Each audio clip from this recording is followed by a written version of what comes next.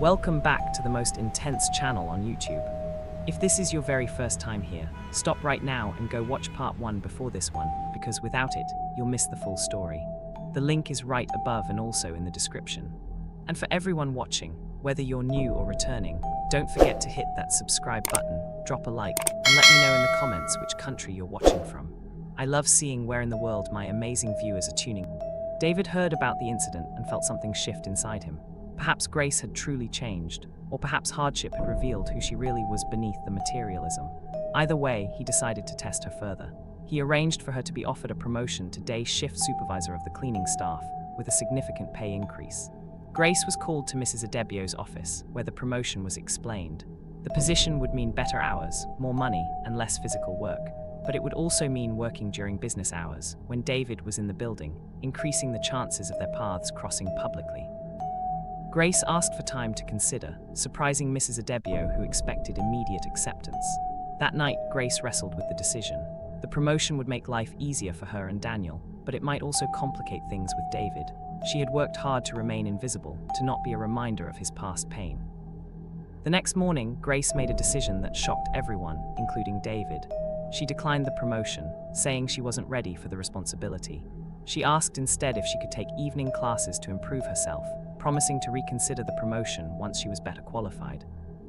David, observing from his office window as Grace arrived for her night shift as usual, felt a grudging respect. The old Grace would have grabbed any opportunity for advancement, qualified or not. This Grace was thinking long-term, building a foundation rather than reaching for quick gains. He approved her request for educational support, and Grace enrolled in online business administration courses. She would clean offices all night, go home to prepare Daniel for school, sleep for a few hours, then study in the afternoon before returning to work. It was exhausting, but Grace persevered with a determination born from rock bottom. Daniel thrived in his new environment. His teachers praised his intelligence and kindness, noting how he shared whatever little he had with classmates who had even less. Grace saw in him the best of both his parents. Richard's charm without his dishonesty, her own ambition tempered with empathy. 6 months passed in this rhythm. Grace slowly rebuilt her life, one minimum wage paycheck at a time. She saved every naira she could, determined to eventually be truly independent. Her fellow cleaners became her friends, their simple kindness healing wounds that money never could. But Lagos, always dramatic, had more twists in store. One evening, as Grace was cleaning the conference room, she overheard a heated conversation from the next office. 2 senior managers were discussing plans to embezzle funds from the company, assuming the cleaner couldn't understand their coded language. Grace froze, her mind racing. She recognized the scheme. It was similar to what Richard had done. These men were planning to steal from David, from the man who had shown her mercy when she deserved none. She faced a dilemma that would test her transformation. Should she report what she had heard, potentially saving David millions but revealing that she was more than just a simple cleaner? Or should she stay silent, protecting her anonymity but allowing the theft to occur? As Grace stood there in the dim office, holding her mop like a weapon against indecision, she realized this moment would define who she had truly become. The choice she made would either prove her transformation or reveal it as a facade, and David would be watching, always watching, to see what the woman who had betrayed him would do when given the chance to betray or save him. Grace stood frozen in the conference room, her heart pounding so hard she feared the men in the next office might hear it. The 2 managers, Mr. Yakubu and Mr. Chen, continued their discussion, unaware that their conspiracy was being overheard by someone they considered beneath notice. The scheme was elaborate but simple in its greed. They planned to create ghost employees on the payroll, authorize payments to non-existent vendors, and slowly siphon millions from TechVision Nigeria.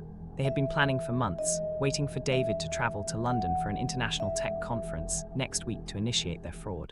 Grace's hands trembled as she quietly continued mopping, her mind racing through her options. The old Grace would have seen opportunity here, perhaps even blackmail potential. But that woman had died somewhere between the police raid and her first night, sleeping on the streets with a crying baby. She finished cleaning the conference room and moved to the next office, where the conspirators were wrapping up their discussion. Mr. Yakubu, the chief financial officer, barely glanced at her as she entered. Mr. Chen, head of procurement, was busy deleting files from his computer. To them, she was invisible, just another cleaner who probably couldn't even read. That night, Grace couldn't sleep. She paced her small apartment while Daniel slept peacefully, unaware of his mother's turmoil. By morning, she had made her decision. She would report what she had heard, but anonymously, protecting both David's company and her own identity. Grace wrote a detailed letter outlining everything she had overheard, including dates, amounts, and the specific mechanisms of the planned fraud.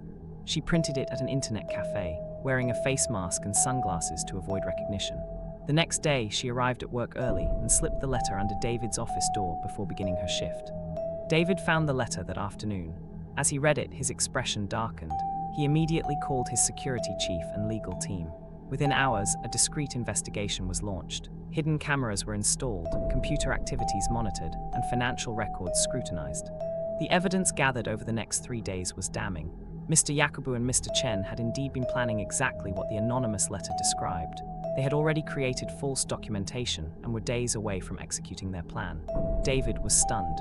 These were men he had trusted, who had been with the company for years. The arrests were swift and quiet. David didn't want a scandal that would damage his company's reputation. Mr. Yakubu and Mr. Chen were given a choice: resign immediately and make full restitution, or face criminal prosecution.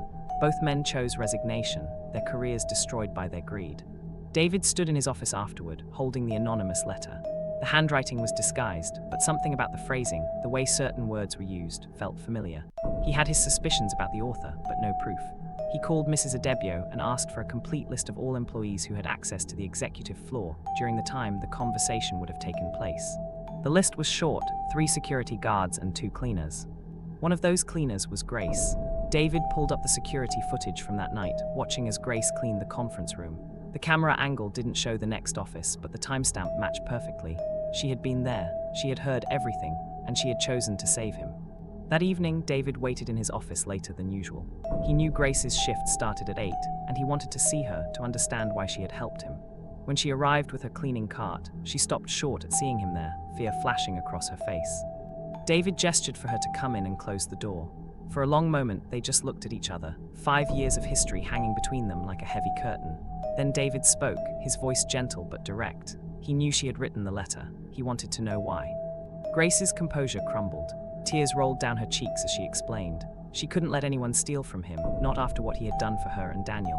She had lived with a thief, had benefited from stolen money, and the weight of that sin still crushed her. She couldn't be silent while it happened again, especially not to David. She talked about how his kindness had saved not just her life but her soul. The job, modest as it was, had restored her dignity. Earning honest money, no matter how little, had helped her sleep better than she had in years. Daniel had a future now, humble but honest, and she owed that to David. David listened, his emotions carefully controlled. When Grace finished, he made a decision that surprised them both. Effective immediately, she would be promoted to his executive assistant. She had proven her intelligence, integrity, and loyalty. The company needed people like her in positions of responsibility. Grace protested. She wasn't qualified, people would talk, it would complicate everything. But David was firm. She would take business courses to fill knowledge gaps, but her judgment and character were already proven. As for people talking, let them. He was tired of hiding their past, it gave it too much power. The transition was challenging. Other employees whispered about the cleaner who had suddenly become the CEO's assistant. Some assumed an inappropriate relationship, others suspected nepotism. Grace endured the gossip with quiet dignity, focusing on learning her new role. She threw herself into the work with the same determination she had shown as a cleaner. She studied David's business style, anticipated his needs, and gradually became indispensable. Her experience with poverty gave her insights into markets David's other executives missed. She understood the needs of ordinary Nigerians in ways that proved invaluable. Daniel noticed the change in his mother immediately. She smiled more, stood taller, and spoke with growing confidence. He didn't understand the details, but he knew the sad, frightened woman who had raised him was transforming into someone stronger. 3 months into her new role, Grace accompanied David to a business dinner with international investors. She wore a simple but elegant dress, purchased with her first executive paycheck. As she helped navigate the complex negotiations, David found himself impressed by her poise and intelligence. After the dinner, as they walked to their separate cars, David stopped her. There was something he needed to say, something that had been building since she had saved his company from fraud. He had forgiven her, not for her sake, but for his own. The anger and bitterness had been poisoning his success, preventing him from truly moving forward. Grace broke down completely, sobbing in the parking lot of the expensive restaurant. She had been carrying the weight of her betrayal for so long that forgiveness felt like physical relief. She thanked him repeatedly, but David stopped her. Forgiveness didn't mean forgetting, he said. They couldn't go back to what they were, but perhaps they could build something new. As Grace drove home that night to Daniel, she reflected on the journey that had brought her here. From riches to rags and slowly back toward dignity, her story was one of consequences and redemption. The universe had been a harsh teacher, but perhaps that was the only way she would have learned. Unknown to both of them, a photographer had captured their conversation in the parking lot. By morning, the image would be on blogs across Lagos, with headlines speculating about the CEO and his mysterious assistant. The past they had tried to keep buried was about to be exposed to the harsh light of public scrutiny. The real test of Grace's transformation and David's forgiveness was about to begin, as Lagos prepared to judge them both for sins old and new. The headline screamed across every blog and gossip site in Lagos: Billionaire CEO's secret romance with former cleaner. The accompanying photo showed David and Grace in the restaurant parking lot, her tears and his gentle expression twisted by the narrative into something scandalous. By morning, the story had evolved into multiple versions. Some claimed Grace was a gold digger who had seduced her way from janitor to executive suite. Others suggested David was exploiting a vulnerable employee. The most vicious rumors claimed it was all a publicity stunt, a manufactured story to humanize the tech mogul. David arrived at his office to find his phone buzzing incessantly. Board members wanted explanations, investors expressed concern, and his public relations team was in crisis mode. He called an emergency meeting, but before he could address his staff, Grace walked into his office. She looked exhausted but determined. In her hand was a resignation letter. She couldn't let his reputation be destroyed because of her past, she said. She would leave immediately, take Daniel, and disappear from his life forever. It was the only way to protect him from the scandal. David tore up the resignation letter without reading it. He had run from the truth long enough, he said. It was time to face it head-on. He called his communications team and instructed them to arrange a press conference for that afternoon. Against all advice, he would address the rumors directly. The press conference venue was packed. Journalists, bloggers, and social media influencers filled every seat, their cameras ready to capture whatever drama would unfold. David walked to the podium alone, his expression calm but serious. Then, surprising everyone, he called Grace to join him. She emerged from the side door, wearing the same simple dress from her first day as his assistant. Daniel was with her, holding her hand, his young face confused by all the attention. The crowd erupted in whispers and camera flashes. This was unprecedented in Lagos corporate culture. David began to speak, his voice strong and clear. He told their entire story, from their meeting in church to their simple wedding. From her leaving him for wealth to finding her begging on the streets. He spoke about forgiveness, redemption, and the power of second chances. He admitted his own role in their marriage's failure, how his obsession with work had contributed to Grace's unhappiness. Grace then took the microphone, her voice shaking but determined. She publicly apologized for her past choices, acknowledged her mistakes, and spoke about the hard lessons poverty had taught her. She talked about the dignity of honest work, whether cleaning offices or assisting executives. She introduced Daniel, explaining that everything she did now was to give him a better future built on integrity, not deception. The press conference lasted an hour, with David and Grace answering every question honestly. They weren't back together romantically, they clarified. They were two people who had failed each other, learned from their mistakes, and were now trying to build something new from the ashes of their past. The public reaction was mixed but mostly sympathetic. Many women saw themselves in Grace's story, admitting they too had been tempted by materialism. Men praised David's forgiveness, though some called him foolish for trusting Grace again. Religious leaders used their story in sermons about redemption and the dangers of greed. But the most unexpected response came from three women who had been watching the press conference from their different locations across Lagos. Tonia, Sandra, and Rebecca, the friends who had poisoned Grace's mind against David, saw their own roles in the tragedy exposed publicly. Tonia, now struggling with her own divorce, felt shame wash over her. Sandra, whose family had lost everything to debt, realized how her toxic advice had destroyed her friend's life. Rebecca, widowed and alone, understood that she had projected her own unhappiness onto Grace's marriage. One by one, they reached out to Grace, not seeking forgiveness but offering long overdue apologies. Grace met with each of them separately, in quiet cafes far from prying eyes. The conversations were painful but necessary, closing chapters that had remained open for too long. Meanwhile, at TechVision Nigeria, something remarkable happened. Instead of damaging the company, the scandal had humanized it. Employees felt proud to work for a CEO who valued forgiveness over vengeance. Clients appreciated the transparency and integrity David had shown. Stock prices, after an initial dip, rose to record highs. Grace flourished in her role as executive assistant, her unique perspective helping David's company develop products for markets they had previously ignored. Her idea for a micro-investment app for market traders became the company's most successful launch, helping thousands of small business owners across Nigeria. Daniel thrived in his new life, excelling in school and showing a particular aptitude for technology like David.